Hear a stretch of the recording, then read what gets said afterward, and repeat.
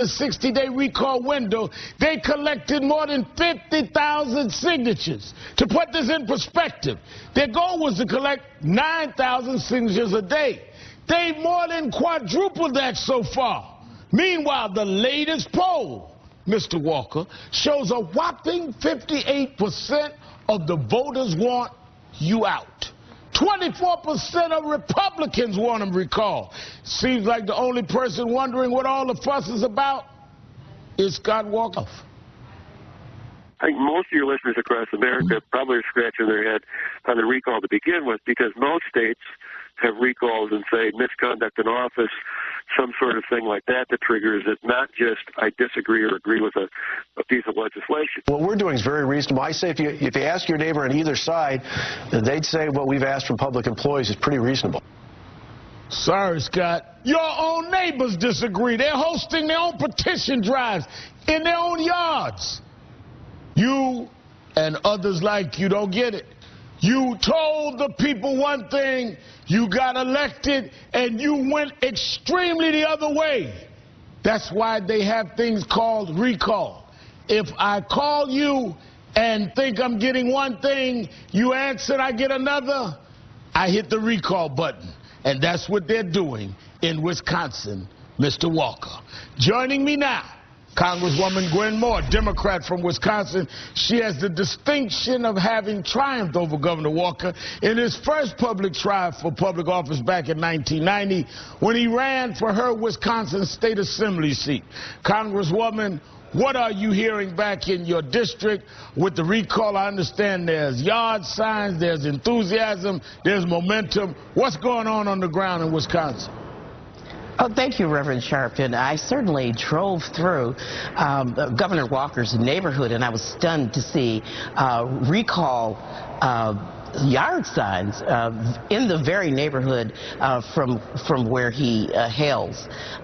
Certainly, there's going to be a rally tomorrow in Madison to recall the governor, and there's plenty calls for the 58% of Wisconsinites to recall him. There is barely a family in Milwaukee, besides union families, that are not affected adversely impacted by his policies. He's taken $1.8 billion away from every kindergarten student, wow, college technical student, university student, $500 million worth of medical assistance. There are disabled folk on waiting lists now because of the policies he's trying to implement, trying to get a waiver here on providing medical care for some of our most frail and elderly and disabled in our communities. He's turned down $1 billion in economic development for our communities, including the $800 billion for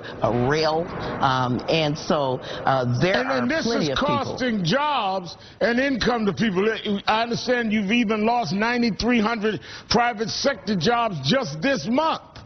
Absolutely. And, you know, not only that, we're going to suffer job loss in perpetuity because of some of the decisions that he's made. He has certainly been an enemy to clean water in our state as he tries to destroy environmental laws. So people are pretty ticked off with Scott Walker. Now, for people around the country, just to remind you, now, this is the Scott Walker that when he came in, he went after collective bargaining, went after labor.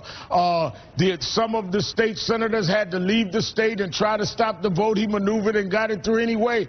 He was also caught in a bogus phone call thinking he was talking to the Koch brothers. Well, that has come up now in this recall campaign. Let me play for you where Wisconsin Dems are invoking the Koch brothers in their latest ad in support of the Walker recall.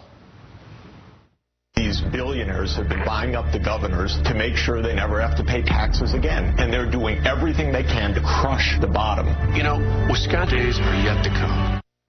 Congresswoman, when Scott Walker came in and did this extreme push and went after labor, went after collective bargaining, became a willing ally of the Koch brothers and all, it sent a national message. If you are successful, if the recall is successful, this will send a chilling national message back. Absolutely, Reverend Shaprton. I mean, to crush the bottom, Scott Walker has had a long history of trying to abide by Grover Norquist's adage that we ought to shrink government and disable it from helping anybody in our state. This is the plot that he wants to impose on a once very progressive state, Wisconsin.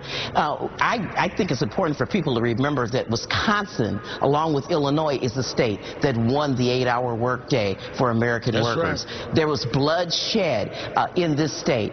I want people to remember that Wisconsin is the state that came up with the idea of civil service.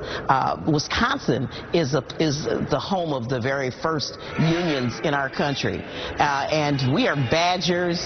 That's our state animal, and badgers are scrappy, fighting things.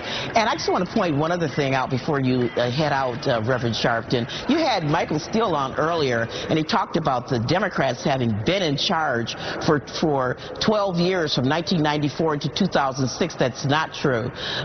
We did not. Nothing was done to stop Fannie and Freddie from defaulting during those years that they were in charge. And in fact, when we took over in 2006, I'm on the Financial Services Committee, we put Fannie and Freddie in receivership. And so I thank you for correcting that and giving us a history of Wisconsin. And I'll tell you, people will remember that history. If Scott Walker's recall, it will bring back to everyone the progressive history of the state of Wisconsin, and it will have a real national impact. Congresswoman Gwen Moore, the one that beat Scott Walker first time out, let's do it again. Thanks.